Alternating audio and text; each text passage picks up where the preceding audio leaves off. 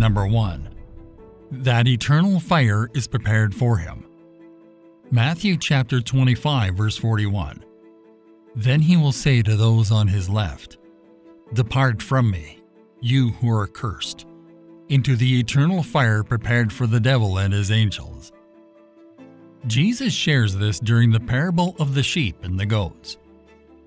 Jesus begins the parable by stating that it is about his return to earth in glory to establish his kingdom.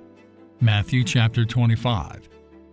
When that time comes, everyone who is alive on earth will be brought before the Lord, and he will sort them out just as a shepherd separates the sheep from the goats.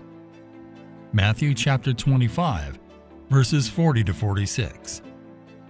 The king will answer and say to them, "I assure you, and most solemnly say to you, to the extent that you did it for one of these brothers of mine, even the least of them, you did it for me." Then he will say to those on his left, "Leave me, you cursed ones, into the eternal fire which has been prepared for the devil and his angels, demons. For I was hungry, and you gave me nothing to eat. I was thirsty, and you gave me nothing to drink. I was a stranger, and you did not invite me in.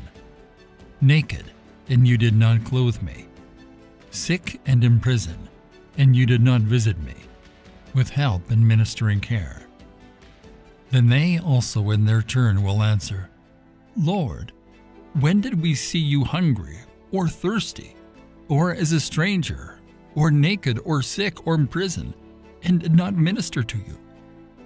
Then he will reply to them, "I assure you, and most solemnly say to you, to the extent that you did not do it for one of the least of these my followers, you did not do it for me." Then these unbelieving people will go away into eternal, unending punishment. But those who are righteous and in right standing with God will go by his remarkable grace into eternal, unending life. The goats will be placed on his left, and the sheep will be placed on his right. Those who are saved are represented by sheep, while those who were not are symbolized by goats. The sheep on Jesus' right hand are blessed by God the Father and given an inheritance. The goats on Jesus' left hand are cursed with eternal hellfire, prepared for the devil and his angels. It is explained that although they had the chance to serve the Lord in some capacity, they did not take advantage of that opportunity. The damned ask, "Lord, when did we see you hungry or thirsty or a stranger or needing clothes, or sick or in prison and did not help you?" In other words, they are asking when they had the opportunity to assist Jesus Christ but did not. Jesus responds by saying, "I tell you the truth. Whatever you did not do for one of the least of these, you did not do for me."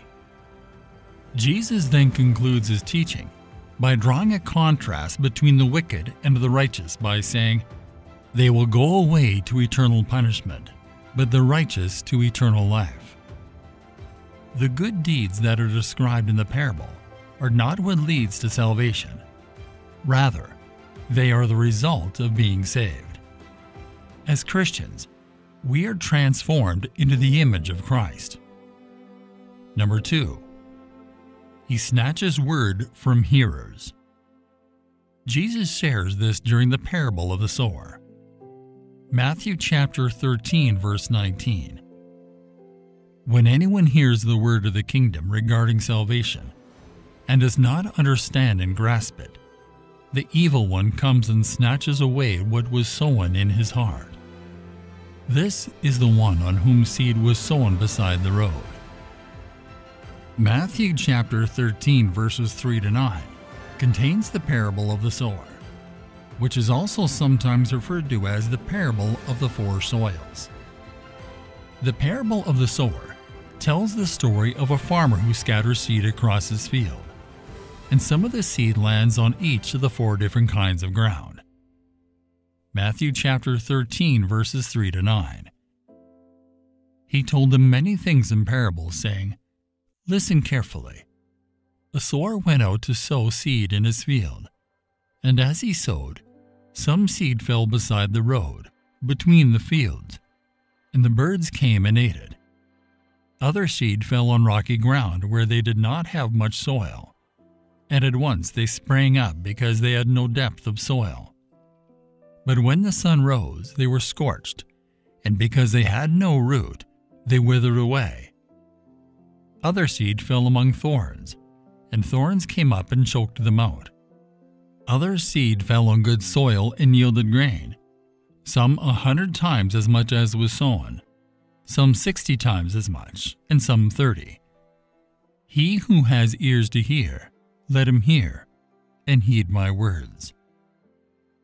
After presenting this parable to the multitude, Jesus interprets it for his disciples in Matthew chapter 13, verses 18 to 23. Listen then to the meaning of the parable of the sower. When anyone hears the word of the kingdom regarding salvation, and does not understand and grasp it, the evil one comes and snatches away what was sown in his heart. This is the one on whom seed was sown beside the road. The one on whom seed was sown on rocky ground. This is the one who hears the word and at once welcomes it with joy. Yet he has no substantial root in himself, but is only temporary. And when pressure or persecution comes because of the word, immediately he stumbles and falls away, abandoning the one who is the source of salvation. And the one on whom seed was sown among thorns, this is the one who hears the word, but the worries and distractions of the world, and the deceitfulness, the superficial pleasures and delight of riches choke the word, and it yields no fruit. And the one on whom seed was sown on the good soil, this is the one who hears the word and understands and grasps it. He indeed bears fruit and yields, some 100 times as much as was sown, some 60 times as much, and some 30. The hard-packed pathway speaks of people who refuse to receive the message. They hear the gospel, but do not comprehend it, not because they can't, but because they won't. The birds are a picture of Satan. He snatches away the seed from the hearts of these hearers. He cooperates with them in their self-chosen barrenness. The Pharisees were hard soil hearers.